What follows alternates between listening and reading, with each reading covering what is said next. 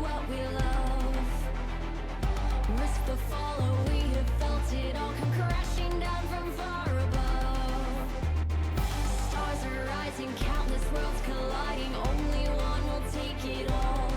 Can we bring to fall the giants? Can we make the final call? We are the ones to ignite the darkened skies. The champions of a world that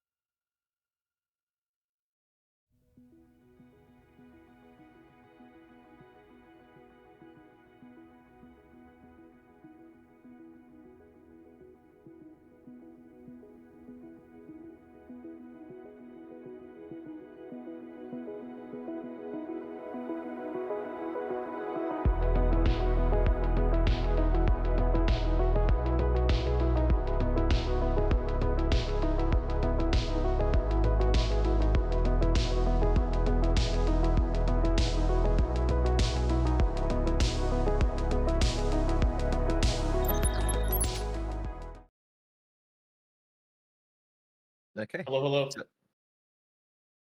Hello. So, yeah, going into Glacial SØRBY, well, versus Eternal Blizzard. Any thoughts on the matchup? Who you think will win? I Opinions mean, coming in. we personally know Eternal Blizzard like a lot better than SØRBY Glacial. I don't know if that's the case for most of the league.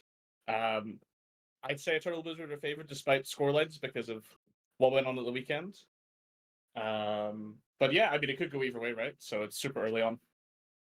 Yeah, definitely. Haven't seen enough of either of the teams to sort of know yet power levels, etc., and know who is actually going to come out on top of these matchups. But I'd definitely say like It's like Eternal soft Blizzard. favorites, right? Yeah, Eternal Blizzard like soft favorites going in. Like I could envision a world where 1-1, but I definitely would be surprised if SØRBY 2-0. So yeah, I mean, looking through the players, I just don't recognise the SØRBY names as of yet. But maybe that could change after today. But I know, like looking on Eternal Blizzard sides, people like Loco, Hacks, pretty much a whole lineup: Loco, Hacks, Brakagama, Ichi, and Shikorin, all pretty good. You know. Yeah, IFX is a bit of a unknown quantity to us, like Yeah. with most of the league, but yeah. Yeah, no. I know we've played either in scrims or flex or tryouts most of the players on Eternal Blizzard. So pretty good from that side. Again, though, we've not seen enough of SØRBY to actually say much about them yet.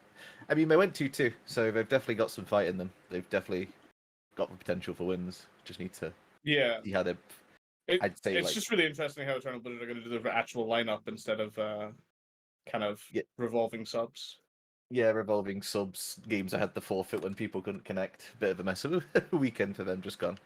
I don't really think they had the best start that they would have liked. You know, I'm sure going 3-1 or 4-0 would have been way nicer for them. But at the same time, it's so early days, they can easily turn it around. For sure. Any picks you're expecting? It's almost like we're more expecting bans, no, than picks. It's like I guess. I expect Smolder and Carver to get banned. Outside of that, like I don't think we see that much Maokai. Probably Varus and Zin's out quite early. And they're more likely to be open than Smolder and Carver to me. Yeah. Yeah, definitely. There's definitely quite a few Smolder games in everyone's history on both sides. So, you know, I'd be very, very shocked if that got through. Wonder if I we mean, I see kind a of TF. prefer not to get through as well. It can be a little bit boring. It is basically just win in 20 minutes or don't win at all against it. It's a win con in and of its own. ASOL V2. I mean, it's just Asol's son, little dragon. Yeah, true. So, yeah, no. Just waiting for draft really. Try to. So, anything else we can mention before we see draft? I mean, I guess just what the teams picked over the weekend. We're like, I don't know if it's the second last day of the patch or the last day of the patch, but the rest of the SLE games will be on the new patch, I think, unless there's any tomorrow. Yeah, they patches tomorrow, so this is last day of patch. Yeah. So people playing tomorrow are playing on fresh patch. You'd expect people to have a better read, right? Like the last day, but its priorities are always weird in leagues like this, where people have different champion pools. And they need to make them fit together. Yeah, definitely. I think leagues sort of this sort of level, you get a lot more pocket picks, a lot more sort of surprises at the gate, where people have like their comfort very much, and I think comfort counts for a lot. So, yeah, sometimes hard to predict drafts when meta doesn't always dictate. We might see some volley, I reckon. Yeah, I think Volibear's like, I don't know. I feel like I've seen him like every day since the buffs, either top or jungle. Yeah, definitely. Like he appears a lot. Okay, Cool. So we are jumping into draft. Okay. Hacks did play 2 Casio top games at the weekend, so I guess they just don't want to deal with this. I don't know how much of a flex it is, but yeah, I mean, I don't think anyone enjoys playing versus Casio top. No, I don't think I've really seen Barak play it, so I don't really think it's a flex. But again, it kind of just shut down a lot of top picks. Yeah. As a smaller ban incoming. Yeah, I feel like on red side you'd expect like Smolder Smolder top. Karma, and then you can Yeah. take your pick between Sana, Varus, or if you want to trade something. Yeah, definitely. I think you kind of lose a couple of bans by default on red side. Yeah, I don't know. This Karma champion's sticking around. I mean, I think it's Malignance is breaking her, so unless Blizzard, wrong game. Unless Riot want to touch some, numbers on Malignance, it ain't going anywhere. Was responsible for the game balance there? That's what I thought you were going. Yeah. Eternal Blizzard. Loca's out here, making the short mid buff his champions. Yeah. Okay, That's Volibear, Volibear. man. That means Varus is open if they want it for the first pick. You'd think Xin kind of shoots up, depending on if they had something prepared. I don't know if that's aimed at top or jungle. Their jungler, Glacial, if that's pronounced it right, he seems to play a lot of Volibear. Yeah. Mumu. Okay. Very surprising first pick. I mean, I like a Mumu. He's solid. Yeah, no, it's not really what I'd consider first pick normally though. Yeah, true.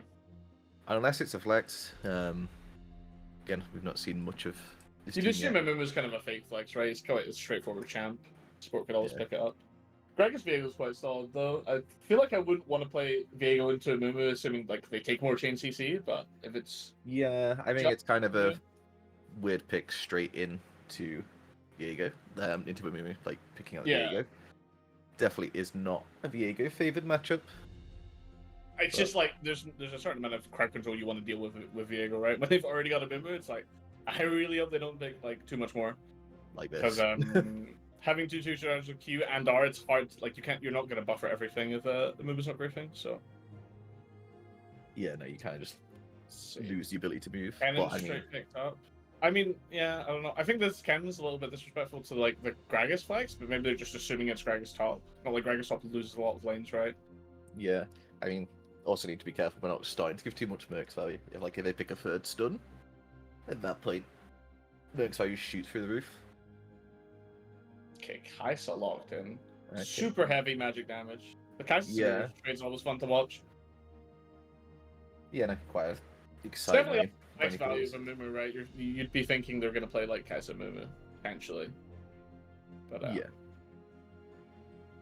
okay, Actually, wrong. I guess we're just expecting like a Nautilus on 4 here for EB.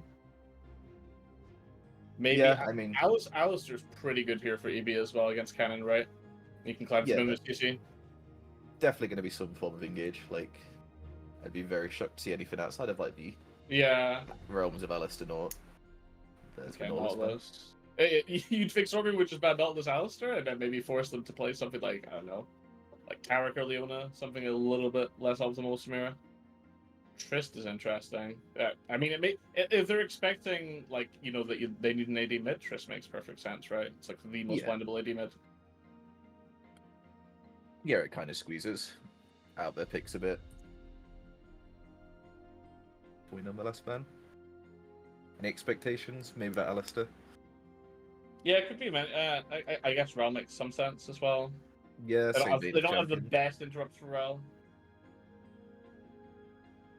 Leona. Yeah.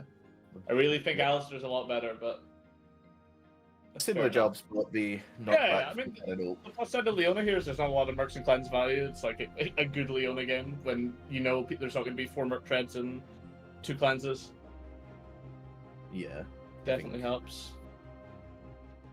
Yeah, no, I'm Leona- assuming last pick for a Gamma, which makes sense here with the enemy draft, but Yeah, I mean they blinded top seemingly. Well, could be expect them Gragas. So yeah, could be something a bit spicy.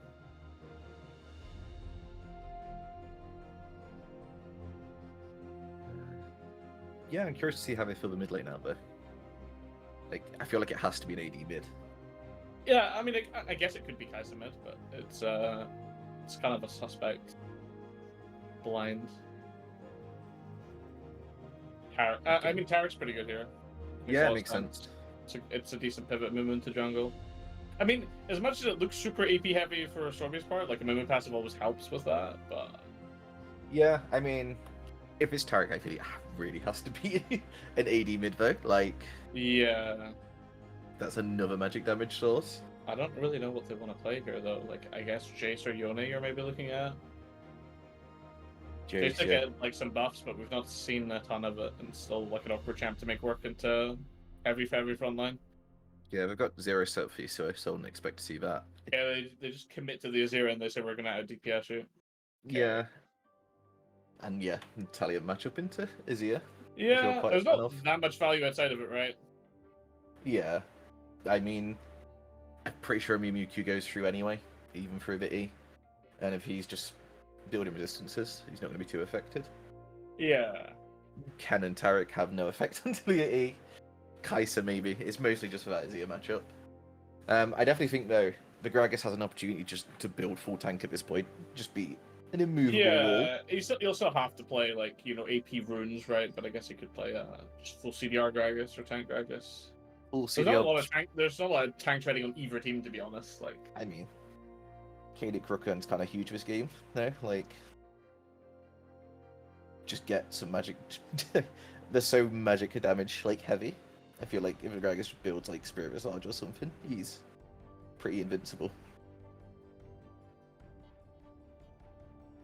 yeah, it's kind of a can we one-shot everyone before Tarek and Azir completely destroy our combo? But I don't know, this Kai'Sa has to be ahead, and then you're kind of leaving, like, Ken and Gragas and neutralizing matchup, and it's like Gragas always wins eventually in neutralizing lanes. Yeah. I feel like the Ken and the Movement 1-2 made the draft kind of like a little bit pear-shaped, but it is what it is. Yeah, I don't think it's unplayable. I just think they kind of back themselves into a corner early. Like, Yeah, I mean, then again, like, Viego has to get, like, things done, right? yeah, I mean, if Viego falls behind, I just don't think he can play this game. Like, how do you get into an Amumu, Kennen, and Tarek, and then Azir as well? Like, and even Kai'Sa's a pretty, like, self-reliant ADC. Like, she is probably the ones less scared of sort of a Viego pick. Yeah, you'd think so. I mean, we'll see how it shapes out. I think it's, like, all early game dependent when you have these champions on both sides. It's kind of hard to say for Sorby though. Like when they have like Kennen and Azir, it depends how well they execute. It's like half the drafts are going in, and half the draft wants to disengage. Yeah, definitely. I feel like it's very.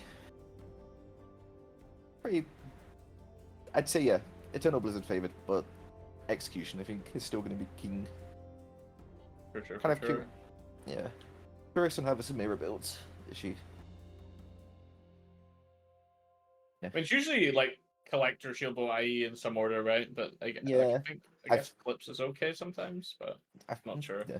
Don't know if there's room for a more in a build sort of thing. Like it's if she can avoid being one shot by an Amumu Kennen engage, like Could actually be a tank Azir, which we've seen a bit of, but I don't really think it makes much sense in the Talia matchup. But it does make sense in not getting one shot and having a Tarek on your team, right?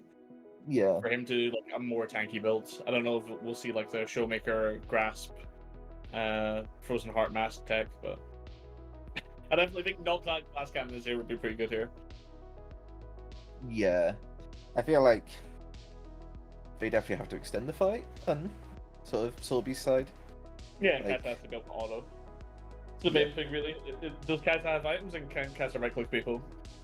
Yeah, I'm really kind of hoping we do see the Kai'Sa just fully index into an AD build. Like, this would not be the... I mean, crit would make more sense than on hit, but like, you know, on hit always feels crit always feels worse on that champ because of how her stats are. So Yeah.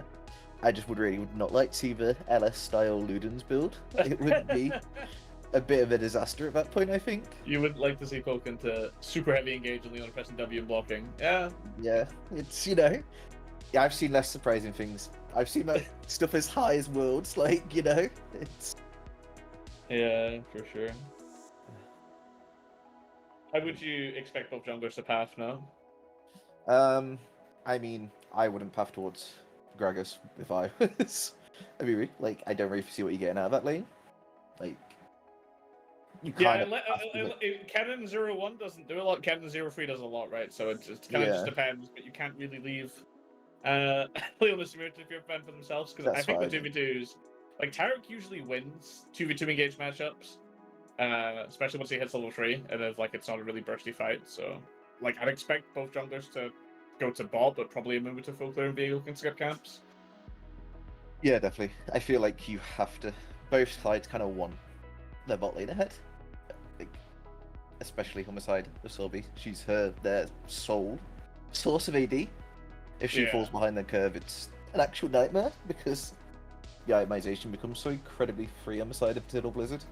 I'm not sure how they'll pull through that. Yeah, I think definitely both junglers looking towards the bot side. Like I said, Ken and Gragas seems a bit like not worth it. And you know, we've all seen plenty of clips of Gragas's completely just stopping dives, so I don't really think that's an option either.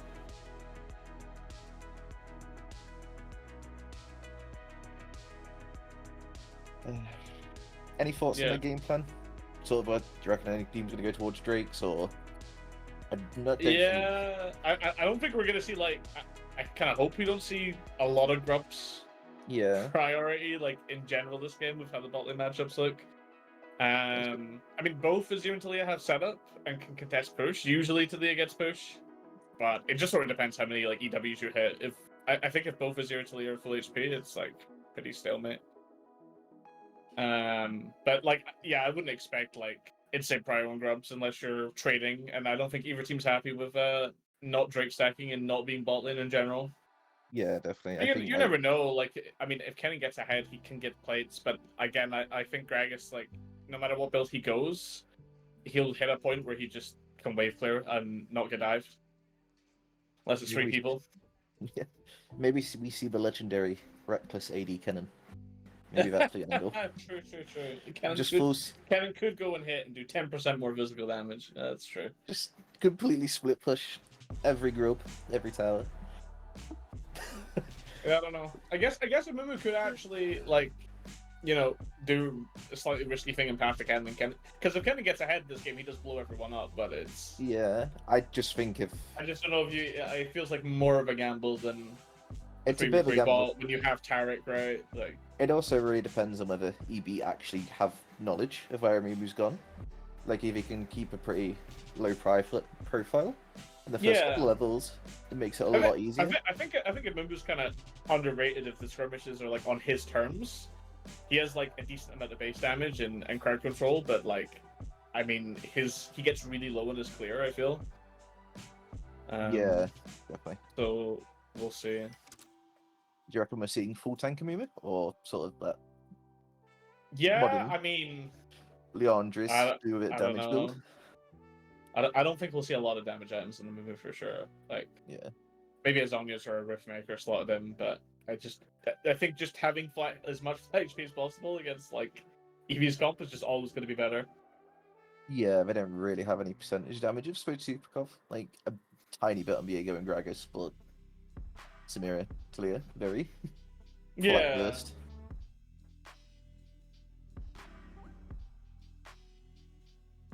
But I think we should be getting out of spectator soon.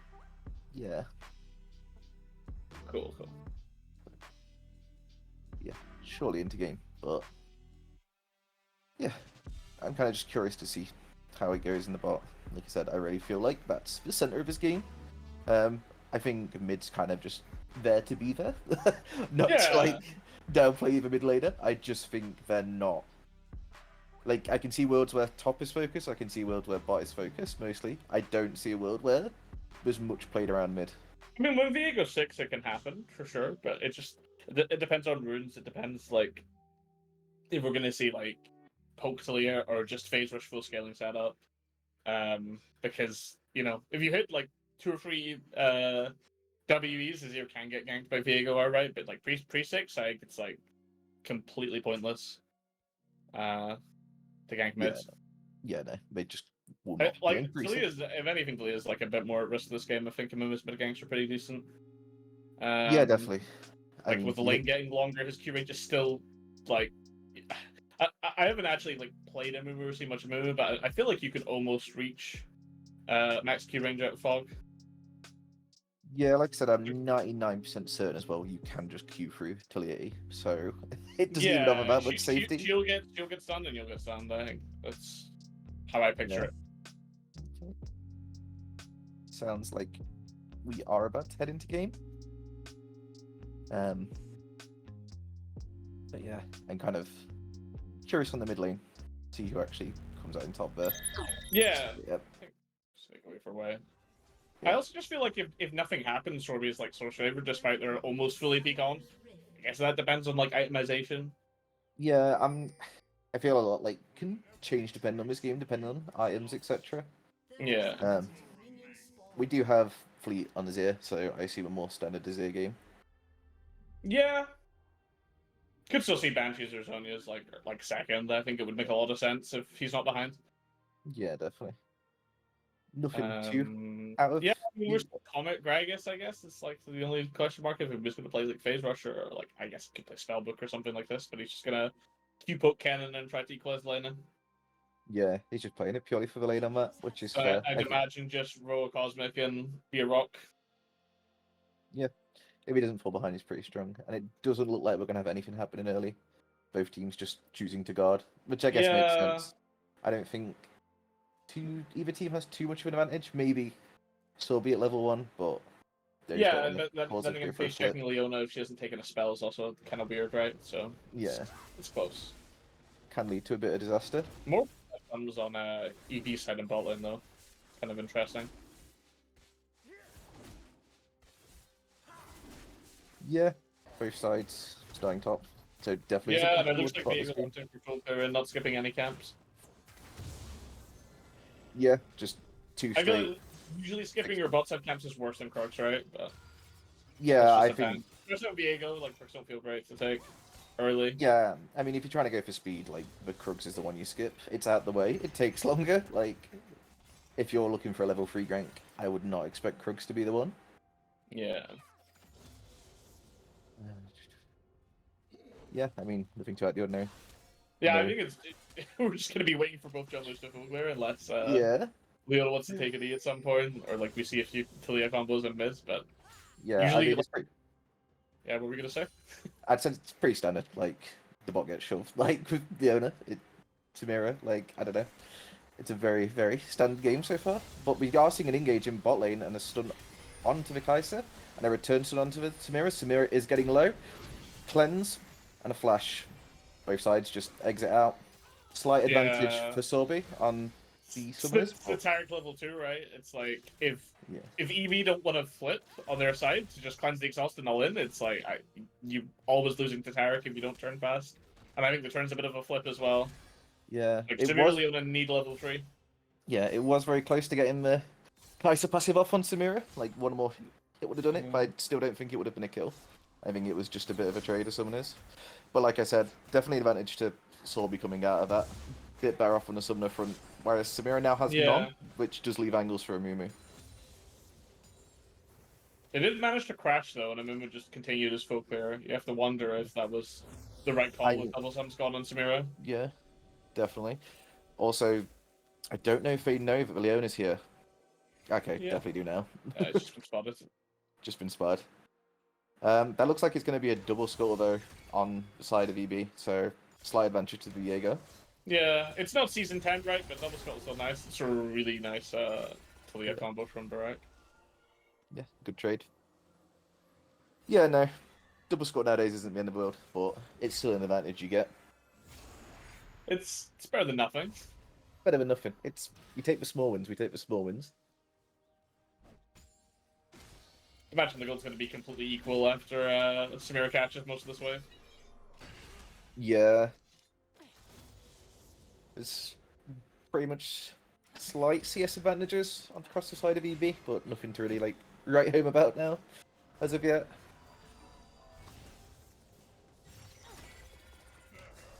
Yeah. We don't know how much info each team has about their own jungler. Like, with both basing and just going back into topside, you'd think like spotting a Mumu after doing Krugs. Their paths are kind of predictable to level 6, right? Yeah, they should know, like, or at least have a very good idea that they're both just going to full clear again. Yeah. Like, because I mean, we kind of move at the moment. The wave's under the side of EB. There's not much you can get there.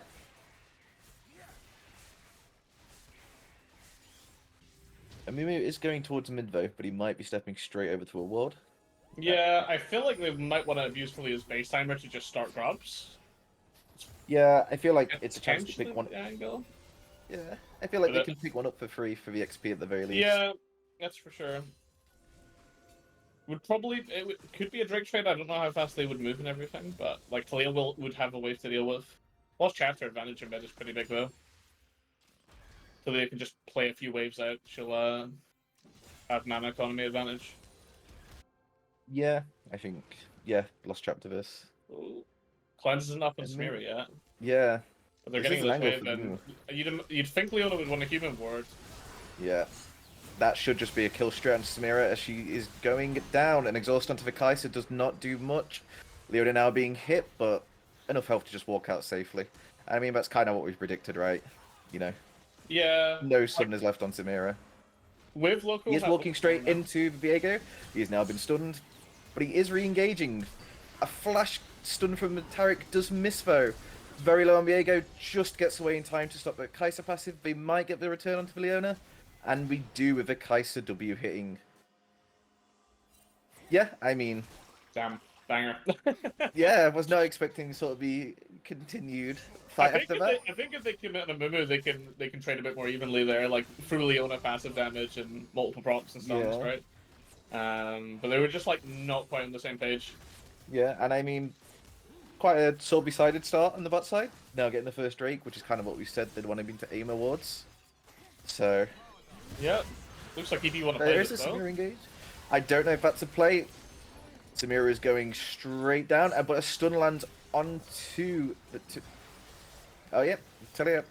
And nothing else here is happening. They're just backing off. But there is a stun on No. the Azir. It might actually be a re-engage with the Viego coming down. And that looks like a kill onto the Taric. A small consolation prize. Yeah, it's kind of the scraps at the end of the Christmas dinner, right? It's not like a lot. It's definitely better than nothing. I guess they're gonna pick up Agrub or two. I don't know, top lane wave state. Healths are almost full, mana's almost full. Yeah, Ken is opting for a base. it's fair. Yeah, I mean, if I was a Viego here, I'd be going straight onto the grubs. Like, you need something. Oh And that seems yeah, to be I'm what not he's doing. sure about the smite on the crab though, but I guess he gets the movement speed. Yeah. If something happens. I mean, securing the crab first is fine. Probably would have saved it. But, you know, I don't think Yeah. it really makes too much of a difference. Just takes one and leaves. Yeah, he's just taking for the XP advantage. It's not bad, not bad. I think with top wave state, you maybe could have graded for two there. Like, I think knowing McKennan's with recall that Azir's we going move. on mid wave? Yeah, for sure. You don't know where Mumba is. Should know He he's really is not six, invisible. though. Yeah. If he's 6, he has to be bot side. If he's not 6, he's, you know, not that much of a risk. Yeah. But yeah, kind of a return to normalcy. And the Samira's summoners are now up, so Yeah, a and bit more casters are safety in down, that right? lane. So you'd have to think it's like it's on EB to abuse the same timer that SØRBY just did. Yeah, definitely. And we do see Viego in bot side now. So it looks like that's what we're going to be trying to do. Yeah, got they a kind window of need to bait the Taraki if they want to play this. Yeah. See, they're just respecting. Yeah. They are sending I mean, Talia down. Talia being in fog kind of just means you have to respect here. It also kind of, they know something's up at that point. Yeah. But they do get 2 grubs in return, so not a bad I mean, the trade game for looks SØRBY. pretty solid for a SØRBY. Like, meant to Yeah. as well with their champs. It's a nice combo from Orgama, but it's not going to result in anything. You know. Kind of the issue with Talia in a way. You don't have much kill pressure solo without a jungler backup. You know, you can get the setup. You're not really getting the kill early by yourself. Yeah. But yeah, Pretty impressive that Gragas is just casually up, like, I want to say, like 15 CS, waves crashing into cannon, but it's like, That's Gragas more being than up 50. this early in range of matchups, 25 CS up. That's like 4 pretty waves up. happy with. Yeah, waves coming into cannon though, so right, so it's probably going to be like 18. Yeah. EV's bot side have full sums over the Viego flash. Yeah, I mean, Kai'Sa has Ghost and ult, and Taric has Exhaust, so they might be able to survive the winner fight. But they are just going to engage straight onto the Kai'Sa, and she is just down. Not even chance to use a summoner or ult. 1 millimeter too far. We're seeing Weaver's wall Yeah. now. Ah, Yeah, anything. nothing out of it.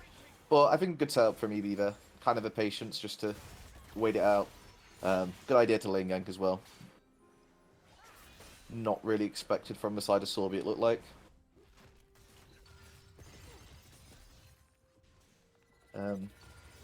Yeah.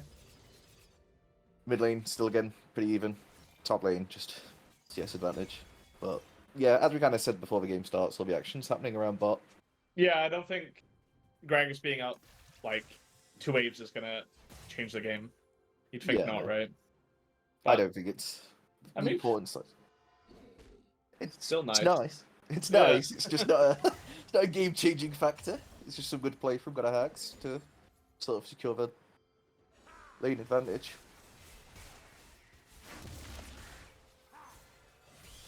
Well, I mean, it's also kind of what you'd expect coming in. I think, you know, from what we're aware, EB are kind of a more experienced team, so you expect some stronger lane fundamentals. But Sobi looked like they have good plans. If they get an advantage here, it's definitely through their team play. It seems more Yeah, so. I mean, I feel like EB just have to wait on their spikes now. Like Samira's probably a wave or 2 off collector. Looks like she's curving into Mercs as well, which is smart. Yeah, definitely. Unless I she's think gonna that's sit a on kind null. But yeah, I think it's gonna be next brawl at Drake. Yeah, 10 seconds up. And neither team has got any sort of setup so far, so a couple of wards in the river for EB, but neither Yeah. side has exactly sent many resources that way now. Tilly is moving down, but they're gonna have full knowledge. Just spot a Mumu. She's not trying to proc phase rush yet.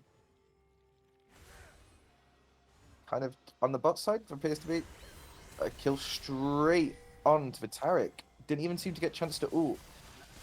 And now an engage onto the Kai'Sa, who's ulted out. Ooh. Supposed to cast miss, but Just- still kill secured. You'd think the Mumu should Probably, cut his probably be losses. running. Yeah. He should be. Looks like a Mumu is going to be going down here. I wouldn't burn flash. Yeah. Oh, okay. Oh, yeah, it's just a follow up from Samira. Honestly, kind of a wasted flash. He was dead either way. Yeah, I mean, get- Samira flash is down, right? But you're still losing the Drake, so you could have just Yeah. used your sums for like scrubs or herald spawn for sure. Yeah, save it for a better fight. I mean, it was decent. It was kind of a bit disjointed. It looked like EB were gonna get like pincered from both sides, and like you never want you never want to Yeah. fight when you know a Mumu's coming with you know, potential for 4-man R. Yeah, I think as well. On the It other was a good side, call. but like yeah, they just made the call really fast, so it was Yeah, pretty it was good. a good call from EB, just to hard go in on this split. But kind of surprising. I think overall the champions for Sorby should have been stronger there, especially with Taric ult, which we didn't even get a chance to use. Yeah, I mean that is the downside of Taric, right? It's just if you your team gets one shot, it's like champion does not do a lot. Okay, setups for Grubs. I think if Sorby here can get a good setup, it's definitely worth the fight, but it's also not worth risking the game over. And the Grubs have despawned anyway. Yeah, don't lose your mind over grubs. It's probably good for both teams that despawn, to be honest. This is in games like this, I think it's a bit of a cosmetic objective, but Yeah, I mean, It nobody's is what going it for the is. side lane pressure here, really. Both just yeah, walking it's like gonna be a comps. lot of 3v3s, 4v4s, 5v5s.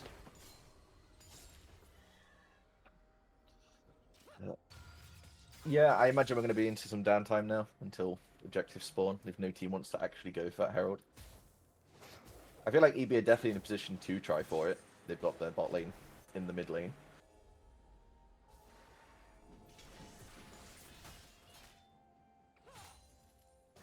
Yeah, you Yeah, think so as well. I mean, they need to transition Azir to side, so he's not needing permacover, but Yeah. It looks like Diego is just soling it off in the one on the map there as well, so... Right through free objective then. I mean, nice flash and a good shuffle. That will be Samira going down, and that'll should have been maybe Leona, but she gets out just in time. Yeah, I mean, Locate that's the the no flash. sums, but Herald just got burned, and I don't even think they're going to get much chip on mid tower. So Yeah, I think Leah's also just finding way on bot tower as well. yeah, maybe they get tower, but if Diego comes around here, he should just be able to Gragas force is them off. moving. Yeah, they should just be backing off. I mean, no, Gragas is left top. Yeah, no Leona ult to force something or trade something there. But bot Yeah, tower they- burn's pretty good for EB. Yeah, they do give up bot tower for that as well. Kind of. It was a kill, I guess. But the value of that kill to be decided, really.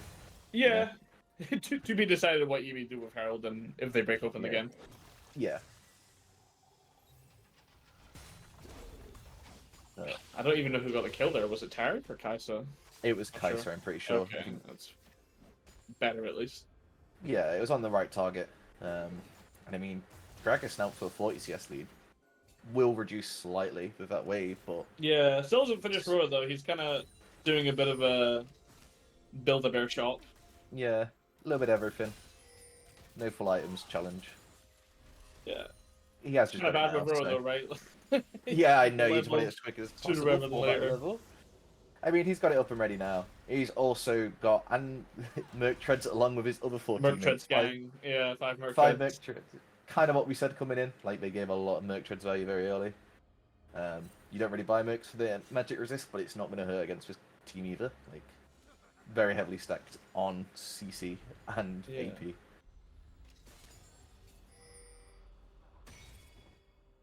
You'd imagine Kinda EB curious. are just looking for an advantage mid so they can just break open it with a Herald. I don't know Yeah. exactly the damage on the driven Herald charge. I think it's like they're a little bit shy. I think to be Power honest, damage? Oh, we're gonna send find it. out. Yeah. Yeah. Kind of curious. Viego isn't going for Sundered Sky or by the looks of it. Yeah, no, it looks like he's probably going. I mean, Trinity that for- is not Oh, okay. oh, we've He- not been playing enough Nunu in custom games, guys. Come on. Yeah, he is reenacting a bit of the third Fast and Furious film. That is, in fact, the Drift King in mid lane there. I don't know what that was. You guys can't just queue up for quick play and lock in Nunu if you want to practice Herald drifting. It's pretty similar. Oh, an engage onto Mew, but I don't know if that's the target they want. It will not do the damage. And Tarek will use, but no real value from it. And Gragas TP's in, and that will be the Tarek going Super down. favorite But a KP. re-engage for the Amumu with an ult on top of a cannon ult. That is a lot of damage going over to EB, but is it enough? Seemingly not, as the members of SØRBY keep falling.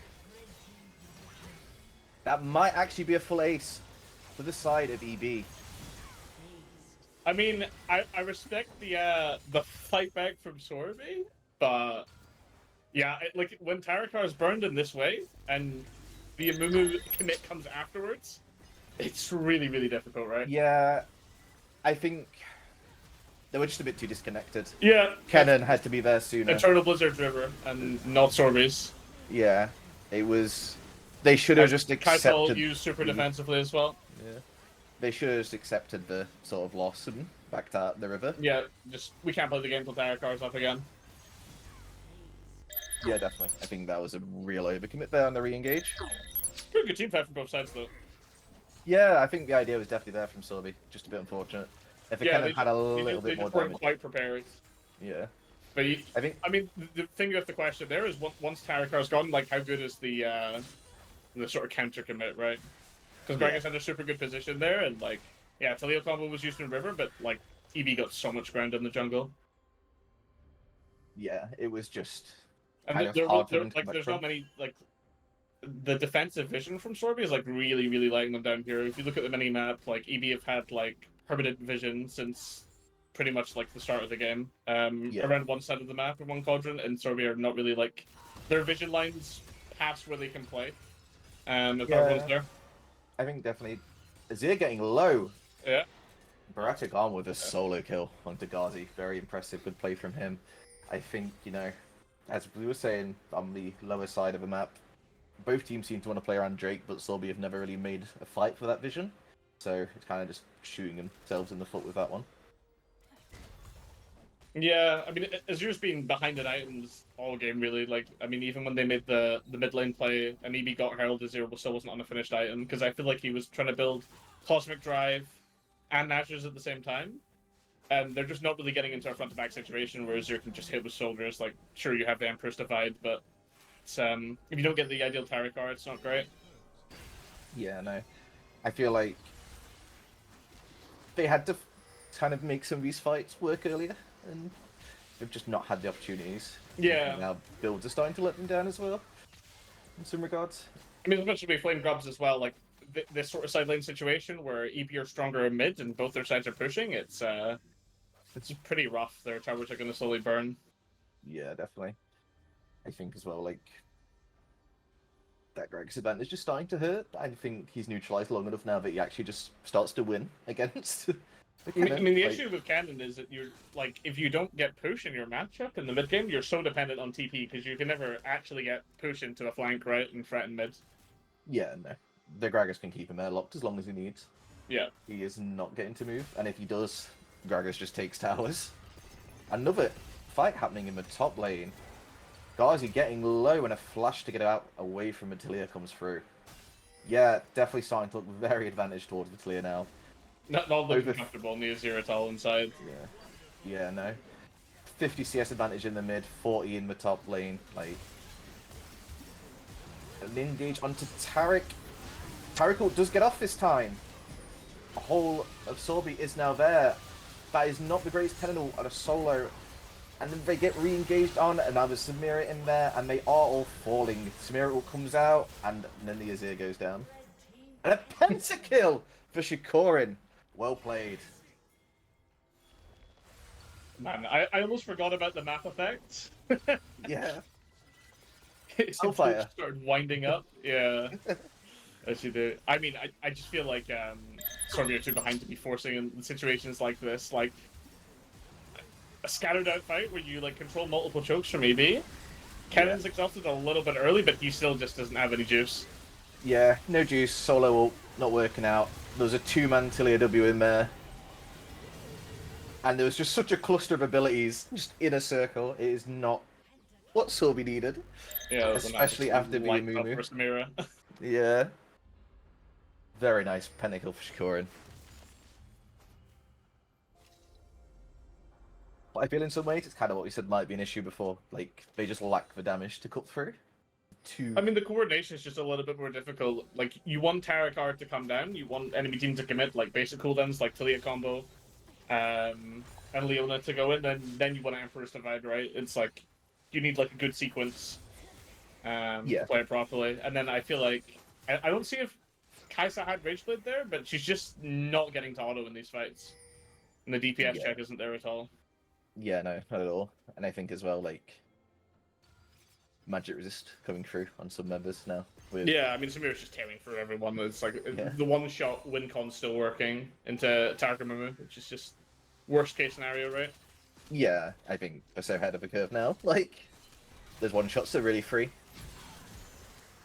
A cleanse taken from Samira, it might be helpful in an upcoming fight. But might not be the end all, she still has flash.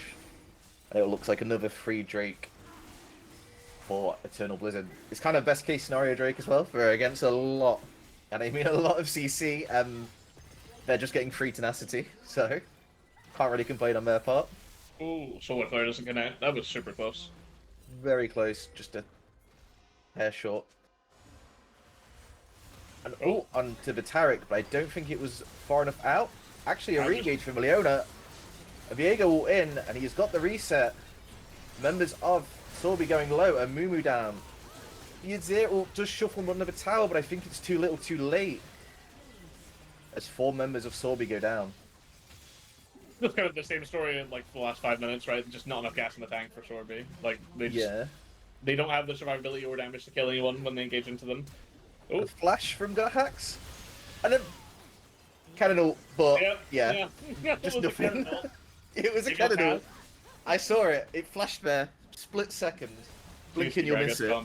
The thing in the sort of semi-mid dive there was the Talia R was actually really huge.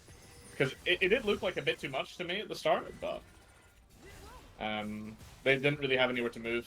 Yeah, kind of lock them in place. Just remove all escapes. I mean, I think EB can just reset here and go for the last lane. Yeah, the Weaver's Walls were really huge here. Yeah, it just completely locks them in. Kaiser's stuck without a target to ult out of. She's just, yeah. Didn't even get Kaiser ult off, actually. Kind of sad. I think No. wouldn't have been a game changer, but it might have let them get Free a out Easter Samir kill is kind back. of hard to react to sometimes. This champ does She- quite a lot of damage. Does just press a button and your team does disappear. She does need a magician skin. I don't know if that would suit, but you know, they could try. Yeah. Make him disappear like a magician. You get my point. Just roll Yeah. with a joke. Roll with a joke. Like, I mean, just you know, like Riot can definitely make a magician Samir skin. I just don't think I'd play it. That's all. I would want to see you on Samira anyway. But back to the game. Okay. As we kind of said, EB are pushing in that top side, as looking for the last sort of outer towers, and kind of probably trying to cleanly close out the game. Yeah, I think it's just triple inhib WinCon. Like, you don't really have to play for Soul and Yeah. let Elder spawn. Yeah. It's probably incorrect to just not try and end the game in the next 5 minutes. Yeah, I mean, Tilia is pushing the bot side as well, so Azir's having to like kind of hide away. Oh, we're using explosive cast for fun. You'd Okay. think SØRBY would think about committing there, but I maybe think they're it's just their gonna best play on chance. next to But... towers. Yeah, it's not Yeah. enough, right? Yeah, it's They're not just enough. behind. I feel like they just have to turtle as hard as they can. I feel like any engage here might just lead to the end of the game for them.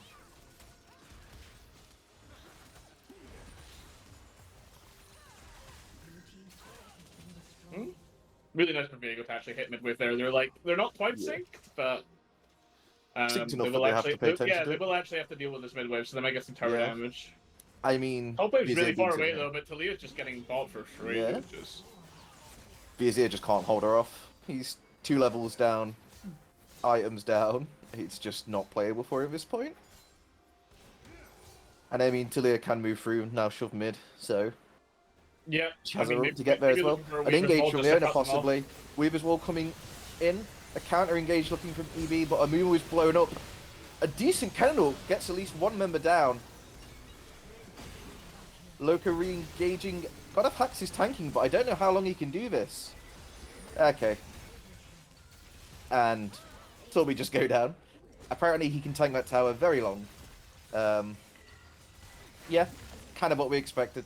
Just not enough damage left at the end. Yeah. A decent attempt from Sorby there. I mean, I think Agama having that angle there is just a bit too much, right? Because they can't really Yeah. hide under their tower from Talia range. Yeah, definitely. Azir punched the combo at the end there. Sorby were definitely trying, but it was just not enough to stop the next exploding. Yeah, it was just too much towards the end there. But good game from both sides, I think. Sorby definitely had the right idea at the start, but just kind of fell a bit behind. And they just could not get back in. EB doing really well. They got one advantage and kind of just ran with it and took the whole game over bit by bit. Any thoughts on players? Anyone you was impressed by? Thoughts on the game? I mean, it was kind of just EB still playing death. Yeah, for a lot of that game, especially once they got into lane assignments and mid was stable. yeah, I think, you know, I was really happy with Barak's game. I think he played it smart, slow, kept safe in his lane, farmed up, got a slight advantage there. Good Weaver's Walls to block team fights. You know, really good game from him. Yeah, it was solid. The Weaver's Walls. It's kind of underrated actually using it to, create like little extra barrier of terrain. Yeah, definitely. Yeah, overall a really solid game, I think, from EB. As we said, kind of soft favourites going in. We hadn't seen enough of SLE to really say too much about them yet. But, you know, I think they definitely have a chance to make it 1-1 if they can kind of They just pull need to be a together bit more composed, I think. Yeah, they looked a bit panicked, I think, when it started to go a bit wrong. Like, kind of re-engaging at weird times and looking for fights that weren't really there. I think if they can sort of reenact their early game, but with a bit cleaner, they'd be doing well. Yeah, it felt like they had a idea of the win con, but they actually didn't have like a proper discussion about how they were going to play the game out when they got ahead. Especially with Sums being burned on Samira like super early. Like, I mean, they made that good play early, and then it just started to crumble. They didn't play when it was their move. Yeah, I definitely think they should have been looking for like offensive wards down after that initial kill and they had the bot lane advantage because they were definitely stronger at that point. And we should have been looking to sort of choke out the bot side a bit more and look to set up for the second and third Drakes and so on. Yeah, for sure.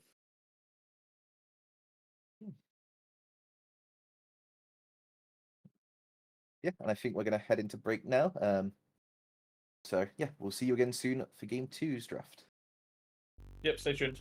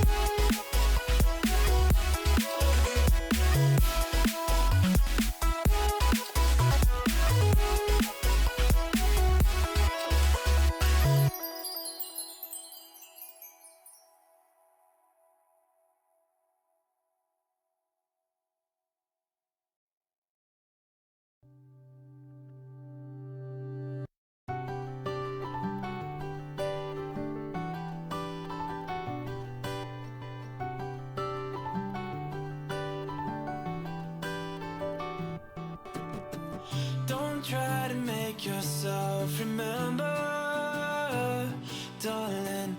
Don't look for me, I'm just a story you've been told.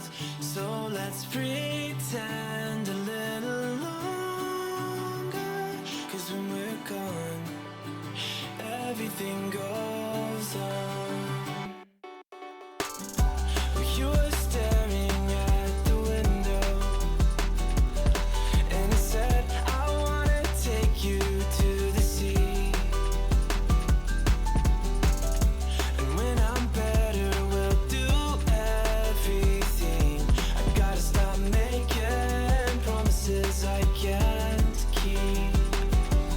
But if I was gone tomorrow, won't the way selfish that I'm happy as we pass the setting sun. Someday I'll be overcast, but you won't have to cry, 'cause we'll do the grieving while I'm by your side. I said, don't try to make yourself remember, darling. Don't look for me, I'm just a story you've been told. So let's pretend a little longer, 'cause when we're gone, everything goes on.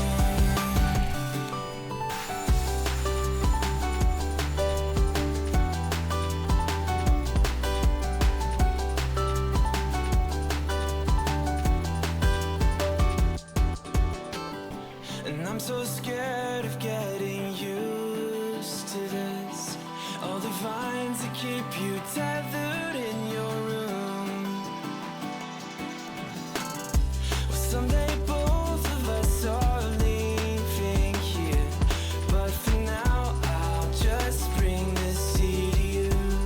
Oh, will you meet me in the daylight like we did before? Then I felt you on my shoulder, and you weren't suffering anymore. You said, I'm sorry that you worried, but don't apologize.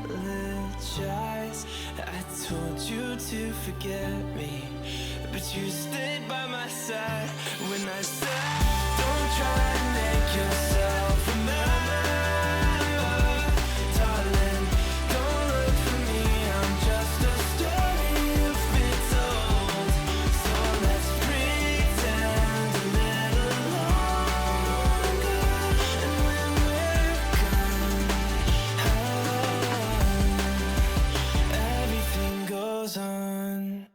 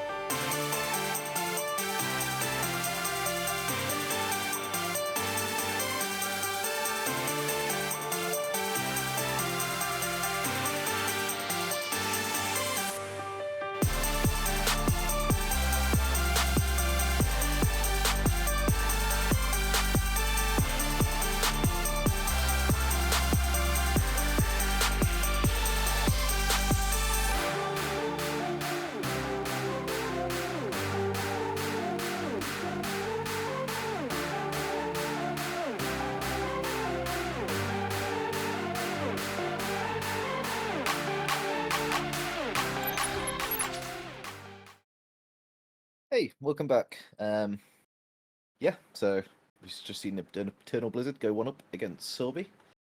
Quite a good game from them. Close in the first 5 so minutes, and then it kind of really started turning Eternal I Blizzard mean, favoured. I'll give them 10 minutes. 5's maybe Alright. a little bit Bit of harsh. gaslighting, right? Okay, close You to the guys first only 10 for minutes. 5 minutes. Yeah. Apologies. Don't try and Same give thing, me. man. I'm kidding. No. Close enough. Close enough. Yeah. I mean, like they just need a bit more like composure, like I was saying just before we Yeah. went on intermission.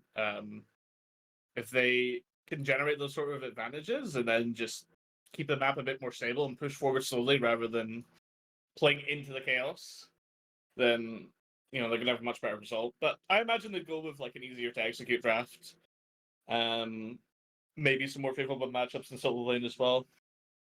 Yeah, I think like a simpler support to play around would be really nice for them. Just give them a basic like Yeah, I don't really think enchanter or an engage. Tarek was like the issue, just with how strange. If you don't play a lot of Tarek and you don't know the timings, you don't practice it a lot, you need to actually know how to abuse the R. Yeah, I and think that's it. fight in the correct way. But I mean, I also just think like the blind cannon, because like on blue side, one soul lane's always going to be blinded, right, most of the time. Yeah. But the Yeah, I blind think cannon definitely, like, I think trying to avoid this if you're not actually gonna, because you need to commit a lot harder with bot lane and play a bit better with the lead if you're gonna sort of blind soul lanes in this way. Not that Gragas was like, I mean, Gragas was a flex, so it wasn't a true, blind, but it's not like exactly a favorable like Kenna matchup where he's going to take over the game. Yeah, no, I think as well, like picking both Amumu Kennen at the very start kind of gives up the game of your draft a bit. Like, you're not going to be going to like side lane expertise if you're, looking Kennen top that early. I Yeah, don't really for think sure. Kennen's a flex anymore. I can't remember last time I saw a Kennen mid.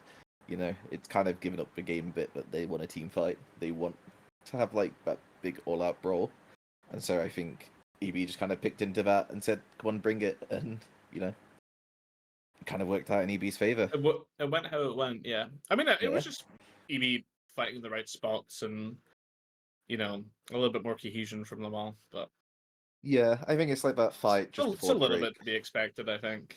Yeah, like the fight just before the Drake. I think we're about to go into draft. Yeah. Yeah. So obviously the team swapped sides now. So EB are on blue and Strawberry on red. We'll see if we see the same sort of priorities and bans. You'd imagine red side's still going to stick to at least Smolder Karma. Yeah, Next on the I list is think usually Senna. they could just leave both open and take the one that's left. It's always an option. Yeah, it's always a bit risky when you don't know. You don't have like a lot of footage of the other teams, and we move between patches quite quickly. We're not in a tier 1 league where they sit on patches for longer, so you can't Yeah. really predict phase 1 bans. Whereas, in other leagues that you guys might watch, they're a lot more predictable a lot of the time because they've been on the patch for longer and they have a lot of scrim information. But the other teams, team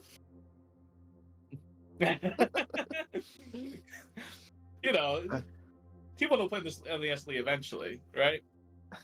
Yeah, I think for so. sure. I think Gucci versus T1 be a good matchup. But Yeah. back to the draft. So Volibear ban coming out. I think very, very similar bans. I think the Maokai ban swaps sides, but that's about it. Yeah. Look, we're still seeing the Casio ban. Understandably, they don't want to deal with Casio top, but they don't have something prep. That is leaving the Dragon open, and it is Yep. insta-locked. Spyro Smolder is down. the ones. Kind I'm going of to questionable, I trade think. off. I mean, I think Senna Seraphine's the best trade you can do here. Yeah, I think it gives them a chance. You match scaling and you can play like a Deathblock comp and not get executed. Like heals and shields are good into Smolder. If he does reach 225, which he tends to, which is kind of the issue with this champion, right? Yeah, It's not like definitely. he never gets to critical mass. He often does. At just least you have a chance to sort of scale yourself. I think it might have been an option to drop the Casio ban, and if they really were that scared of they're it, just going to go with the Senna Nautilus, which I think Senna Seraphine's like better because you don't really have to worry about engage support killing you when you play Senna Seraphine, but Senna Nautilus makes a lot of sense. yeah, I mean, it gives them an easy engage onto a Smolder as well. Either can farm. Teams don't really flex on all this, but it can be flexed. Just gonna see Rel. I don't know how much they play in jungle. Given he just played a movie, you'd think he would have played Rel games. Opposite side. EB played Viego. Oh yeah, thank you. No worries. So, yeah, we've not seen much of their jungler yet. But I mean, Rel's technically a flex. We'll see where it goes. Don't think he's touched any Rel in solo queue, so I'm assuming it's going to be Rel support. Rel support. Which I think it's fine. It gives them sort of like be engaged. I don't think with the way Loco plays quite roamy, it just suits him. Yeah, I mean, Smolder's got really disgustingly good wave clear as well, so Yeah, he's quite. You might be able to roll more than you think with like a traditional scaler. Yeah, definitely. We are gonna see Zinzao. Yep, insta locked. So you really wish they picked Seraphine now, right? yeah, like Zinzao Seraphine's a very good combo. She can follow up with engage very well. Send her ult straight through him, heal him in fights, slow the enemy for him. It works really well. But see what Strawberry are going to ban here. Usually it's going to give away what they're planning to pick on for. Actually, take away the Vi. Tristana. 80 mid band again. A bit interesting from Strawberry. Usually you would just double blind double ban the Solon you're going to pick on 4. I guess I'm just Yeah. assuming the Gragas is top and it's not any sort of a flex. Again, I don't know if Yeah. IFX actually plays Gragas jungle. I think it's fine into Zinzao. Yeah, I think it's fine to Zinzao.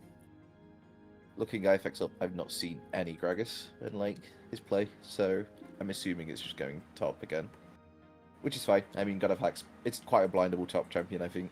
Yeah, for Really sure. good neutralizing. It's up there, especially if you can play tank and AP. It just can switch the builds based on matchup. An Olaf ban coming out from EB. Kind of interesting. Tristana ban. Yeah, I feel like they like overbanned for Senna to be useful there. I don't really like the Poppy ban at all. Maybe it signals if they're gonna plan a champ that gets To me, Poppy it a suggests like a high mobility champ like Vibe, Poppy both going down. Yeah, for sure. So we're going to see Urgot, which we assume is into the Gragas given what happened last game. Yep. I mean, makes sense. I think Urgot is good into melees. I think matchup can go either way, but Urgot definitely has like a lot more kill pressure early. Good gank setup with E-Flash. Actually take the Gragas out of fights with Execute. Bagel locked again, which is showing Rose that's just going to be support. And you'd assume mid lane left for EB. Unless they want to switch it up and play Gragas mid and Kevin top, but yeah. Yeah, no, it should be Nari. Pretty well rounded comp. Smolder has to carry a lot of the damage later on. Yeah. I think- But they just have tons of control. Like, I think it's similar theme to last game. Yeah, they can very much dictate the fights if they play it right. Like, very much on SØRBY to sort of figure out their common advice. Okay, we're actually just going to see Smolder Oh. mid, I suppose. Okay. Yeah, I mean, yeah, the enemy comp, like, they have interrupts, but they're, like, situational, right? Yeah. Shamira can actually be through multiple times. It's not going to be that easy to put in clicker. You only really have Nautilus Art to facilitate that. And then I mean, Senna can I gotta just say, hit I through really, the I block. really dislike Syndra here. I think we. I need think something that just to gets actually- bullied out. Yeah, okay, that makes a little bit more sense. They actually have something to follow up on the Nautilus Art on Samira there. I'm But- really curious for the Poppy ban now, then. Like, what was that for? Yeah, might just be to facilitate Zinzao who doesn't have to play against Poppy and Gragas, but it's still a little strange. Yeah, definitely. I don't think the Poppy, like the Zin and Poppy matchup's that bad for Zin at all. It's, you can't just dash through her, but you do win the fights against her. Yeah. So, What do you think of the Interesting. Smolder flex into Samira here? Do you like it? I wasn't really expecting it, and I don't really know if it achieved anything. Yeah, it does make the rel make a lot more, sort of sense. And I don't know if Yeah. if SØRBY were expecting that the Smolder can go solo lane. Again, we still don't. I'm assuming it's gonna go mid. Like, I don't think you want to play Gragas mid into play Zinzao. Sounds pretty awful, but Yeah, no, that would just be pretty unplayable, I imagine. Yeah, I mean, Smolder mid could be fine. Like, I know it works. Like I said, I don't know if Samira was like that necessary here. Like I said, Sana can just hit her through her block, and I think Nautilus can point and maybe click her. he's just going for the double panic kill, right? Maybe that's just Yeah, all to be fair, he's seeing here.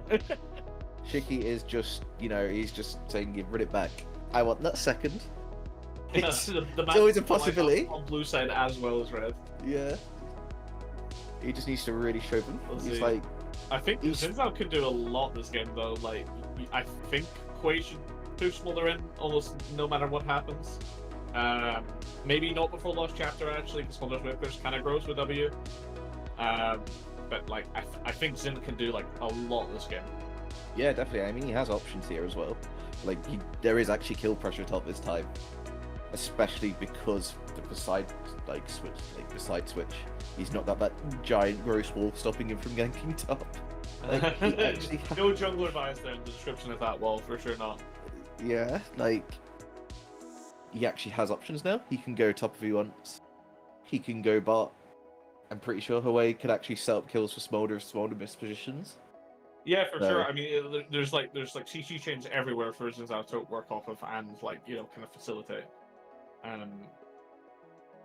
But we'll just kind of see. I mean, I feel like they might be over focused. You know, if I was Sorby, I could understand being over focused on bot lane. You do still have Nautilus in Zaun, and Samira is not useful if she falls behind, right? Or unless Gragas goes like 0-7, he's still going to be kind of useful as long as he doesn't lose multiple waves and fall in XP. So it probably is easier to put the Samira behind. And assume bot into the win con, but I think Sorry can like do a lot here. Yeah, that's what I mean. Play Like, through every lane pretty much. he has so much chance to pivot around, whereas I feel like Viego's kind of forced to that bottom side of the map. I don't think Urgot gives him options with grubs here. Like, he can go Hull Breaker, he can be a very dangerous split push option. Yeah, for sure. I was actually seeing discussion earlier on people recommending not building Titanic on Urgot and going sort of straight into Black Cleaver or Hull Breaker, etc. So there was some interaction with Hullbreaker. I think it got fixed and then adjusted, where it was like it was incorrectly proccing, and now it's like correctly proccing. But like definitely like a pretty strong champion. Urgot's just a bit strange. He's like not that useful in lane unless he like lands his E. And then mid game 2 to 3 items, this champion's really scary, and then he tends to fall off late game again, assuming you had a lot of DPS. But I mean, if Samira falls behind or Gragas falls behind, that like they're gonna run out of damage quite quickly, and then you have to deal with Wayne center range. I definitely feel like Sorby's comp's still like not that easy to play, but I like it. I feel like they've got more angles than they did in last game. Yeah, I mean, EB's kind of a similar vibe. It's we just send the support in and everyone engages with her. Like, you know. Yeah, and we just have absolute heaps of short range crowd control. That disrupt the fight. I mean, Gragas is still like an insanely good pick here. It's just the enemy has a little bit more range to play with. I mean, a lot more range. Consider Sana. Yeah, definitely. I definitely am more of a fan of Sorby's draft this time compared to last game. I think their damage split is far better. Yeah. I mean, the bar was not low to have a better damage split than in last game's draft. But no, that's fair. It's heaps better for sure. It's not hard to outpace literally I no mean, AD. this is a pretty, if I'm playing Hui here, I'm pretty happy. There's no tanks on the enemy team. I can execute everyone in like 1 or 2 rotations. And people aren't really going to be building magic resist since there's Sana and Urgot. So if Hui's ahead of the curve for even, he's probably going to do a lot of damage. Yeah, I mean, I know you've played a bit of Hui. What do you think the matchup against Smolder will be like? Is it kind of even, or is he just going to completely push him out? I think he's just going to perma shove. Like, kind of depends on Smolder's rune set. I imagine he's going to go fleet because it just feels a lot better when you're playing into control mages than Comet. Like, I don't really think your win con is ever to poke Hui to a point where you kill him. We've kind of seen Comet fall off anyway, which makes a lot of sense with like how the champ scales and just having precision tree in general. Yeah, I mean, I think it's really on the Xin Zhao. Like, Hui can solo kill Smolder if he gets hit by CC, but it's all dodgeable, and Smolder can still E everything. Yeah. So it kind of just depends how safe. I'm assuming on Gamma. I mean, we'll see once we're actually in game who's on what champ, but like I think it's 99% Smolder mid. That'd be a Samira mid. Surprise everyone. I mean, I remember playing against Samira mid on the patch of release, and I hadn't played in 3 months. What did you say? Sorry. It's Smolder mid. Okay, yeah, makes sense. Yeah, Smolder mid. So Smolder mid, Gragas top, kind of what we said in the draft. Yeah. I think. I mean, very Smolder can bleed CS, still be useful. It just depends how much control they actually get through mids. If it's an extended lane phase, Hui can definitely kill him, but like everything's dodgeable on Hui. Everything's a skill shot. Yeah, I've not seen much Smolder mid myself yet personally. Is it built differently, or are we still sort of going that same? You can still go crit or like Bruiser S with Shojin and Rift and everything. I feel like Rift maybe makes more sense if you're playing into poke mages. Yeah, I think to actually have healing and not get one shot, but we'll see. Yeah, I mean, I just think in general this game you probably don't want the crit build. I mean, Smolder actually has a pretty rough time this game. He's outranged by a lot. Yeah, I mean, I think It's like, it's definitely wasted. as OP as the champ is, I definitely think like long range either engage, or like assassins with absurd amounts of mobility are the way to go. I mean, it's kind of the old Aphelios thing, where like you don't want to give him chance to fight back. Like when Aphelios was at his peak, he was OP, but there was ways to shut him down, and it was either outrange him or just make sure he can't play the game at all. Such a smaller that you kind of need a way to interrupt to see. Yeah. Not just give him free run of the fight, and he does just kill everyone eventually. But And he does have a built-in Elder Dragon, so you know it Sweet. becomes a bit of a nightmare. But Urgot has his own execute. Maybe we can out-execute them. I don't know. I don't know how. I don't think Urgot quite hits everyone yet, but you know. no, maybe in Urgot's second rework. Just AoE chains out every angle, honestly. Third free cup. That's our angle. How would you path if you're Sins out of this game? I think, to be honest, go for an early bot advantage. I think if you can set them up, that's quite good. But I'd also put some focus to grubs. Like, I'd go to bot first to try and free up my support so he can go to top side with me for grubs.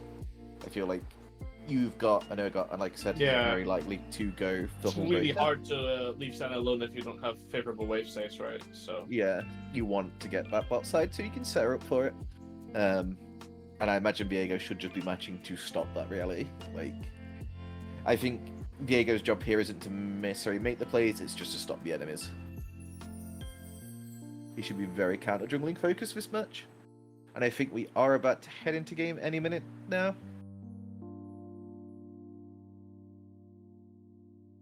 But yeah, it's kind of just looking to stop Zinzal's plays. And yeah, we are in game now. Looking like kind of standard rune setups. We have gone for the Comet on the way, which he said he might tend away from, but there is 5-man walking towards bot lane, but they have been spotted out on a ward. But I don't think they know. Depends whether EB is just going to try and back off, or are they actually going to try and fight back? oh, the sweepers. Yeah, A little I know, bit late? I know. I feel like if you want to do that vid, you actually go all the way through bot lane. Yeah. There's a It's chance fine. to catch him off guard. I mean, it's not quite invading Brom, but like invading Rel can be really, really scary. Yeah, Um, definitely.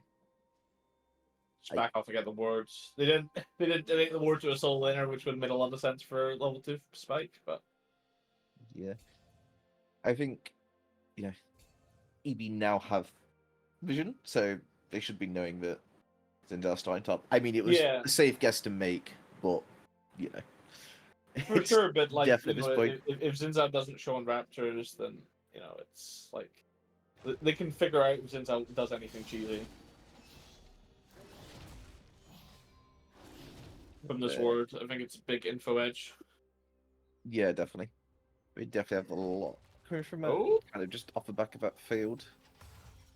Level 1 from SØRBY. I respect them taking it though. I think they had the better level 1. Like, Yeah, ever so slightly. Hui spells are a pretty nasty level 1 actually, kind of low cooldown for what they do. pretty stunning. A lot of plays, training in though. bot lane level 1. It's Samir level 1. I think infamously bad if she can't melee auto attack. I also think to, like Senna, right? taking trades at level 1 is Senna's never a bad thing. You have the heal, like. Yeah, and you know you might get 3 souls, and her passive is on at level 1 very much so. Extra damage when you double hit. But I'm not sure if we'll see as much of a fight as we did last game, just between the two lanes. But like I said, I still think it should be the jungler's focus. I feel like EB's bot lane are gonna go in every timer they have because they're riding some dopamine from last game's Panic Kill. Yeah, I think stuff like that is good for like For sure, just for sure. going and feeling like you've won, you can win again. Like it's a massive mental advantage there. I mean, if they find the correct all-in where it isn't disengaged fast, they obviously, you know, beat Senna out pretty hard. But it's just about how much HP you're willing to sacrifice if the engage is good, and you can burn sums and make use of it, right? Yeah, Because at the moment, Senna and all this have a lot of control. that's an Gonna see engage Rel on Chunk can probably Rel. W backwards. Yeah, just Wing out. Viego is ahead of the Zinzao on the clear. I do think the Zinzao's cleared quite slowly. The crab is up and he's still flying Gromp. I don't know if I didn't see E if they started E. He might have properly. started E, but A few seconds behind. yeah. I mean, the And bot lane is they are using their just slight securing the crab advantage. off bot lane control, right? Yeah, which is fine. I think that's what they should do. I mean, Vegas not beat really like missing the anything. Goblin Crab. Looks like Urgot recalled early for just long refill, which is kind of interesting. Wave doesn't look like it's in the best spot. Might still push No. into him.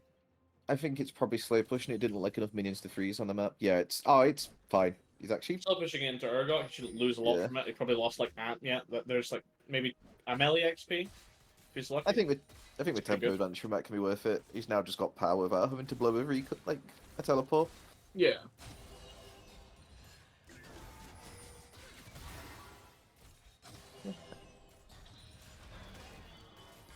I mean, bot lane's kind of going slightly Sorby favored at the moment, but Yeah, it's just a matter of time. Yeah. I feel like Cheeky and Loco can easily play for level 6 and look for Alden's then. yeah, definitely. I just don't think they have the tools to deal with Senna like that early. if Yeah, it's all Senna's about playing it. burning sums, and then if you can get an advantage off that. We're not going to see a gamble looking up a little bit too much, but no dredge line being thrown. Oh, Ooh, okay. just missed. And it does look like they're setting up for Grubs, which is pretty much what I said. Like, use early pressure from bot to actually get these set up. Yeah, I mean, Loco takes the base over, moving for anything at the same time. And Yeah. if an actual brawl breaks out, where there's a CC chain and a burst, like Hui's going to be a decent chunk more useful than Smolder. I do not think EB want to take an early sort of skirmish. If they're They would allowed to not trade be the method- Mountain Drake, though, I think it's a bit. It's Yeah, a bit I too mean- good to be true if they're allowed to get this Drake, but since just on his Raptors. Yeah, I think Zin's Maybe gonna run just- straight bot here. Like, there was if they could just go in and just stop. I mean, they figured it out. Hui's first to move. I mean, they need to. That is not looking good. And Baraka here. There's just damage onto his Zinzao and he's about to go down. That also means a reset for Viego. I mean, they stopped the dragon, but I don't know if that was worth it at all. I feel like the Zinzao just didn't have time to stop the Wraith, so he had to move down immediately. Yeah, I mean, they weren't aware of the Drake, and they were completely caught off guard. And Nautilus loses all his HP, and He had I to told flash you out. Diego before, once you get Nautilus possession, it's a bit rough. He just had to flash out straight away. He held his flash and died with it up. And Senna The just second can't that- trade anything here. Hui's Yeah. really low mana. It's just not ideal. Contest, unexpected The second- contest, I guess. Yeah. The second that rail comes out, like, into the Nautilus, he just had to flash out. Give Zinzao time. He can re-engage after that, but he should have been entirely on duty for buying time. And I Yeah. mean, giving kills over to Viego and Samira are probably like the two worst targets. Yeah. Their two champs that want to snowball, want those early advantages, and they kind of passed it straight over. Decent reach from the Zinzao actually covering bot, but Yeah. I think they figured out they need to get that crash. I mean, if they end up getting the Drake, it's still Still not the worst. I think as easy well. to use their gold for that they got from the fight, right? So Yeah. I think as well, like, their champs are still stronger at this point. There's not enough of an advantage, actually. May be the difference maker there. Good trade from God of Hacks. Didn't see the prior leading up to it, but keeping up, Yeah, keeping the Urgot on there the was back a lot of foot. action with the, on bot side, but it doesn't seem like the Urgot's doing a lot into Gragas, to be honest, No. so far. I mean, Maybe it could wait till change when he gets first an item. go. For sure, Yeah. for sure. I feel like Urgot sometimes needs that first item to really start being a threat. He also needs levels. I think it's level 13 when he gets the permanent machine gun, so... It's level 9 if you max it, which I'm pretty sure you do 99% of the time. But I mean, Yeah. it's still level 9, right? Yeah.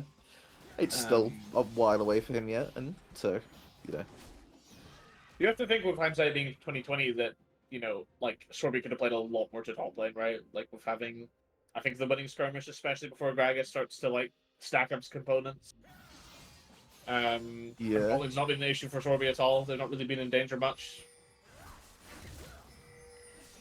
I mean, IFX using his smite there is not necessarily an engage flash from Magragas. That is just Viego going, not Viego, sorry, Xin going down. Yeah, he's now kind of put the way out position. It actually might be a kill onto the Urgot as well. Kind of disaster for SØRBY in the top side there. Yeah, good flash from Godahax just to lock that Zinzao down. But he knew he didn't have flash still, and he just exploded. Yeah, I mean, didn't really feel like Zinzao was like a where tall the top lane wave situation, or it was maybe communicated too late. I think him continuing to hit the crab bear was a bit of a mistake when his Q was up. He should have been trying to hit Viego instead. Like, Yeah, I don't know. He's kind of Diego's better than knocking up the crab for sure. Yeah, he was kind of just wasting his abilities into the crab. Bit of a mistake on his part, and it is gonna, at the very least, for EB just deny SØRBY a chance for a 5 grubs. Yeah, now it's 3-2 grubs with Urgot down to CS. It's not looking great in topside. Yeah, no, it's kind of. I mean, it looks like an Flipped on his NL being 4-2. The smoldering base, and Quay having the push.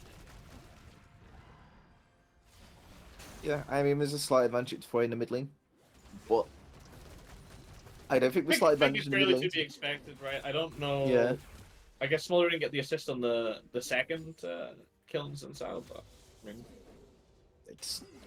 I think he's still pretty happy. Like he if you're just gets totally to chill. okay with if you're EB with state of mid.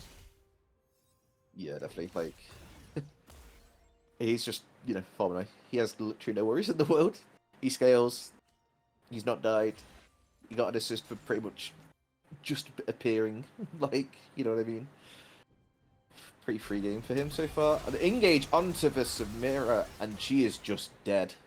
No chance. Not even a chance to flash. Well, Sana base HP sometimes occurs. Oh, Yep. definitely feels bad not being able to press anything there, right? Yeah, I mean, good engage from Loco. Just completely denied of a chance to do anything at all. And on the top side, we're also seeing that CS advantage being built for Godahax again. Just completely starting to bully this Urgot after the river loss. Like, it's now kind of falling behind on two sides of the map for SØRBY. I think they need to try and make something happen.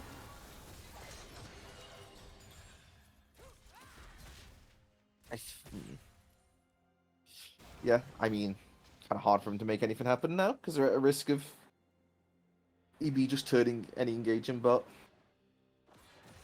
Yeah, I mean, I think they need to try and start getting an advantage somewhere. Probably feels like SØRBY are probably just going to naturally try and turtle when they probably shouldn't. Yeah, I think the onus is Probably still gonna- in here. Just play for this On them. next break and see what happens. Is likely their Yeah. game plan, right? Yeah, I mean, it is a cloud, so they're guaranteed at least something a little better. Not a big fan Yeah, of I mean, clouds, Clouds was always based on comp, but yeah, play Senna with Cloud still doesn't really feel too useful if it was Cloud still. Yeah. No, I mean, You definitely want like a long range poke soul, like Hextech or Inferno. Probably be ideal. yeah, no, I think we've got to we've got to look for something, and I think their idea should be around this Drake. Again, though, they've not really moved position much. I really like the Nautilus's early roam, but I don't think he's roamed enough since that. Yeah, I mean, Kind of just settled. he still doesn't have the support upgrade Runic Compass from his Royal Atlas, so he doesn't actually have wards, and even if he gets the upgrade soon, he won't have Yeah, he doesn't won't have have red a full, drink won't either. have a full That's stack. Yeah, I mean, hard for him to keep vision control at this point, man. yeah, since that's just gonna get chased out here. Despite having Crab, they can't actually protect any vision. Hui's pushed in as well. Yeah, Hawaii's base. I think this is a terrible base timer. Yeah, I mean, I think they're basically consuming the dragon, and Wait. you're not ready to cross map. You're just kind of here for fun, right? So it's a bit rough. They have to either concede or they have to fight. Like, this sort of in between is just going to lead to deaths as it has. Oh no, Zinzao actually gets out with the flash. This might be Viego going down. And an ult from the Smolder. That is 1 kill for Samira, 2 kills for Samira. Can we get a third? Actually, Viego took 1. Okay, no Penta again. A triple kill for the Viego. Really 2 well played games from IFX so far. Really gaining the advantage in this match. Yeah, they were just kind of. They were just kind of watching. Zinzal's just a bit far away, or got TPs after Zinzal's like completely out the fight, in like Yeah. an objectively Yeah. worse ward to TP on. I kind of think Zinzal gave the reset for free there as well. He walked Yeah, closer. He just had to walk straight out well, bar. for sure. I mean, I think Quaid's as well. TP wasn't quite up at his base timer. It wasn't. It was still down. I think Yeah. sort of, it was not the angle. I think they just had to leave that if we record. Yeah, They just I kind of really feel sat around. We were prepared to contest the Drake Dollar. It just kind of fell in Eternal Blizzard's lap. It wasn't really any thing well planned or set up from EB. They just kind of caught the throw, right? Yeah, and I mean, it's kind of what they've done really successfully these 2 games. If SØRBY's made a misplay, EB have been right there, just to take it from them. Sort of the Zinzao being on crab when he doesn't have the wave state in top, or them sort of sitting around Matt Drake. EB just went, yep, thanks, we'll take that, and just ran away with it.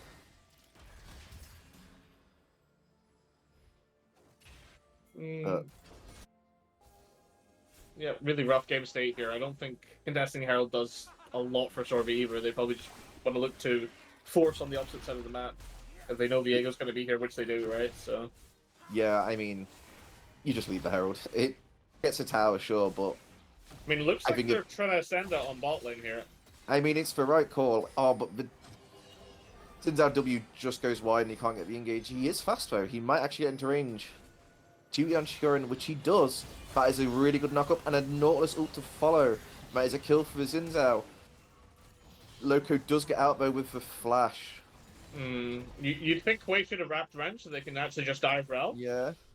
I think it's now had to TP back to mid. I think that Quayrone wasn't necessary if they weren't going for the dive. If you weren't prepared to kill Rel, right? So, yeah. If you're not going for the dive, I think you just leave that. But still, at least it's something back for SØRBY. Puts them on the board. It's the correct call. It's just not quite good enough execution, right? So. Yeah, I think they had to be more pred just to keep going.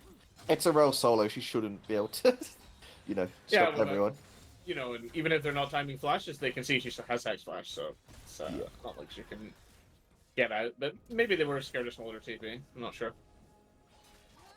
Possibly, but I think you haven't had the chance just to call it off when you've taken TP. For sure. A solo kill in mid. I did not see how that happened, but that is really not good for SØRBY. They really have nowhere left to play for almost at this point. Yeah, for sure. I mean, unless Senna gets donated souls. But she might be getting donated to kill him Samira. Yeah. Oh, I really think the Zinzal should not have hit that. Yeah, for sure. Give the kills to Senna.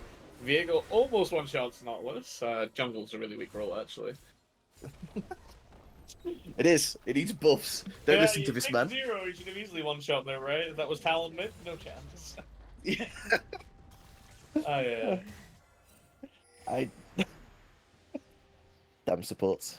He has magic resist. He still didn't one-shot him. It's terrible. Buff jungle, please. They are now walking in and seeing their blue, which I think is the right decision. Just choke them out. Don't let them get anything. They've lost their mid tower as well. They've lost safety. And yeah, they're just kind of falling behind across the board. Yeah. Gragas Bounce. is the immovable rock. An engage onto Senna, just gone. I mean, this was kind of worry against his comp. If you fall behind, how do you ever stop them just going into you? Yeah, for sure. I mean, multiple champions can just dash over walls, and if you can't establish a vision line, then you're going to lose all your tower switches. So. Yeah. I mean, to be honest, I'm really surprised. I thought Zinzao was the best champion in the game, so he should have really been winning this matchup so far. Sure. He starts full build, that's how strong he is. Oh, yeah. It's okay. But, good play from EB here to kind of take the blue buff, get the center, and then actually transfer it into towers. Now completely just shut down that bot side, and the map is wide open. Yeah, I mean, even in the top side, it's 2 levels for Hacks, and that's before his rod kicks in. Yeah, He I might mean, be freaked those up very soon. oh, never fight looking on I'd the Samira. engage on Samira. Kind of a weird Samira one. She does go down to the Zin. That's also Loco going low. Smolder in from afar, but I don't know if it does anything. A couple of clean kills for SØRBY there, actually. Good TPs. Good re-engage. I didn't see exactly how the Zinzo got on Samira, but his ult kept her out perfectly. But Viego is going in again, and he does get the Nautilus kill, but I don't know if this is what he wants. I mean, I think you probably tried to fight this if you I- take a Smolder. Yeah, they might be a double.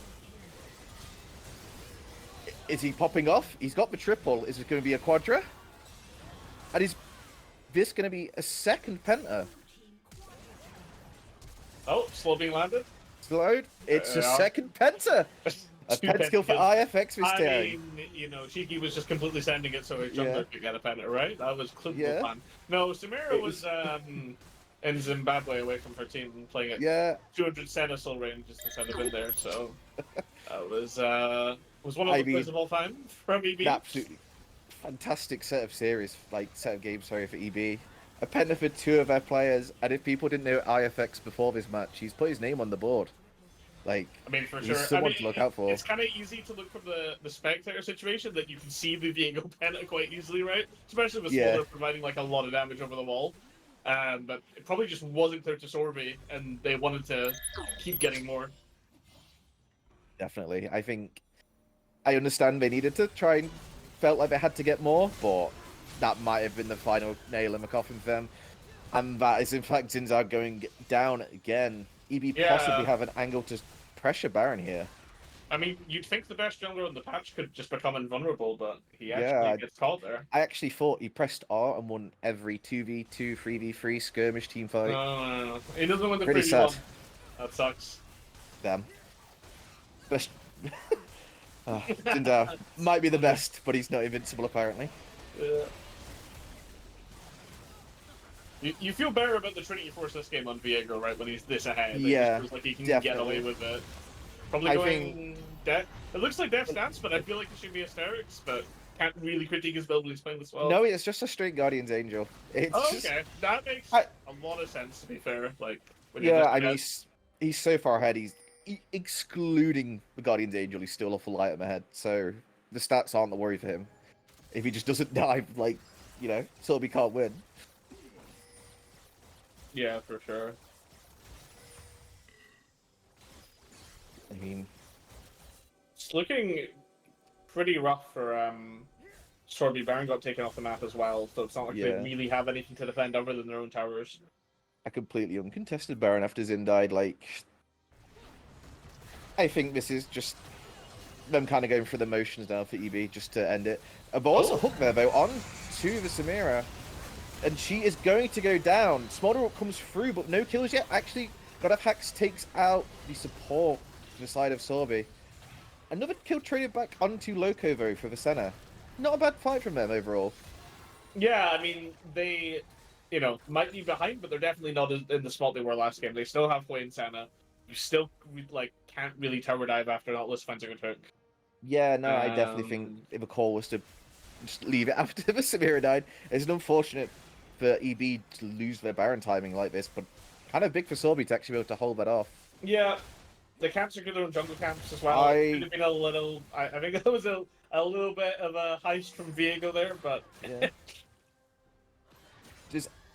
I'm pretty sure center ult doesn't hit jungle monsters, right? Like, no. Doesn't. I don't really know what that center ult was about. only hit champions. It was zoning. You couldn't take the portal.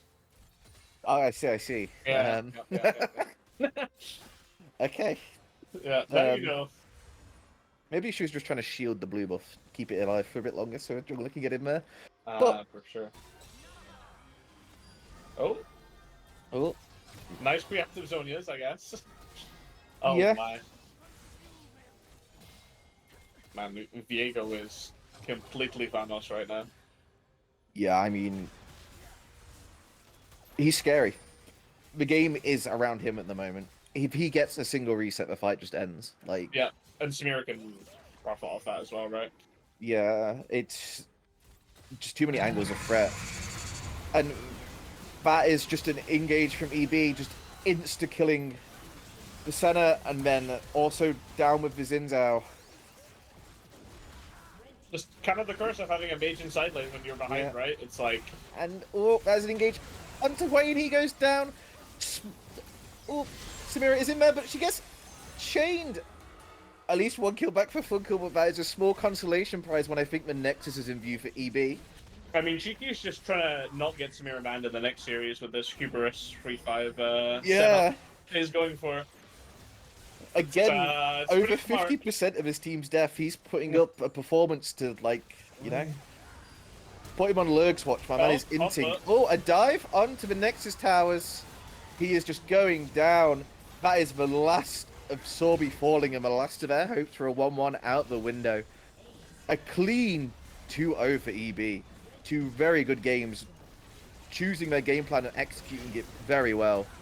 Yeah, you have to imagine Nautilus is singing with how behind they are, right? Yeah, he's got to keep the morale up. He's getting some songs out, singing a shanty. Don't worry, guys. We'll get him next time.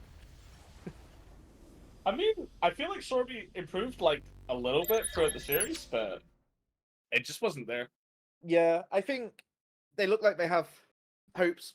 Like, they don't look like they're a completely lost team, but they just need to tighten it up a bit, be a bit cleaner with some of their calls, be a bit more confident. I think there was a few times in both games where they were kind of sitting there waiting for something to happen rather than making it happen. Yeah, for sure, for sure. I mean, they just kind of seemed like they were permanently caught off guard. But like they definitely had good moments. They just kind of need to bring them together, right? Yeah, I think simpler drafts would help them as well. EB's drafts are pretty simple execution. Just go in and fight, and they pulled that off wonderfully. So, you know, you can't really. There's not much, to take away from the game for EB. They just look really clean. Yeah, maybe. just a bit too much going right. Yeah. For EB for SØRBY's part. Yeah, definitely. But just like really solid performance from almost everyone at different moments on EB. Yeah. I mean, this solo lanes like had perma push and like pretty much like 80% of the game. Yeah. Which definitely helped like just SØRBY not catch a break in terms of tempo. Definitely a really good performance from everyone. I think Hack's kind of, silently playing his role really well. Just advantages in both lanes. Came into team fights, played them pretty well. Just everything done well by him. And I think IFX for jungler for EB just had a really good 2 games. And I can see now why it was such a struggle for Eternal Blizzard not to have him last week. These are sort of performances he's putting out. He just absolutely came in and just played it so well. Absolute clinic from him in game 2. Yeah, I mean, especially on like Viego, who's like, we might meme Zinzao, but like Viego's not still like top, right? Like he is his moments and he's like solid, but he's not. Yeah, definitely. He is a champion that requires the execution. Like, you fall behind on him, then it becomes painful. So, he played it well. He got the resets where he needed to, and he did work with the resets as well. It was a huge turnaround in bot lane as well, right? Like the reset onto Nautilus, like, just let him turn it. So, yeah, I mean, just good plays from him all around, to be honest. I think, EB looking really good. Again, SØRBY, kind of a disappointing series for him, I'd imagine, but I don't think they should be too disheartened. Like, there's definitely a spark of something there, and we can definitely do better. Yeah, they just need to be a bit more confident, I think. Plus side of the format is EB's going to get a hard, what would be a hard matchup for them compared to this, and SØRBY's going to get what should be an easier matchup compared to this. So it's like still all to play for next week for them for sure. Yeah, exactly. I think there's no reason this team can't like sort of pick it up over the coming weeks with a bit more experience under their belt. Any thoughts on who you might think your player of the games are? Like overall MVP of the 2 games? Team of the week, just from the series? Yeah, just from the series, who do you think like the best players are? Like across both games? Yeah. I mean, as much as it's like an unpopular opinion, I almost want to say Hacks just because like he just did his job like to the description. In both games there was like no inconsistency at all. He might have had like maybe like not particularly hard matchups, but got Casio banned, blinded Gragas. Nothing went wrong.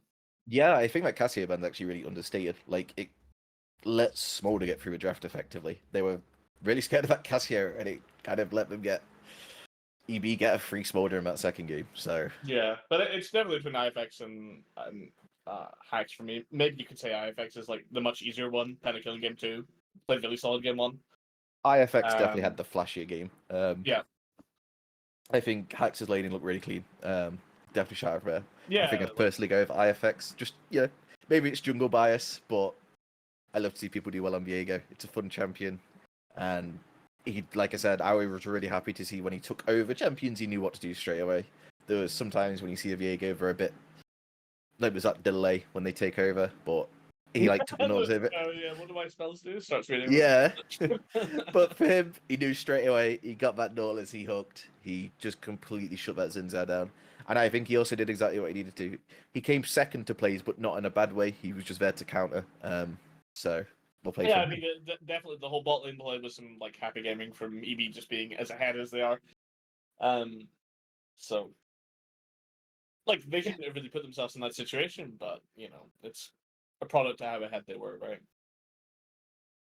Yeah, definitely. I think just good games from EB.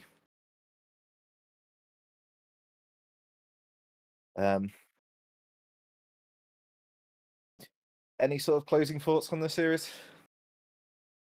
I mean, no, not really over them what we covered for sure. It's just looking forward to next week's matchups for these two teams. Yeah, no, definitely. Like I said, SØRBY don't get disheartened, but EB really well played today.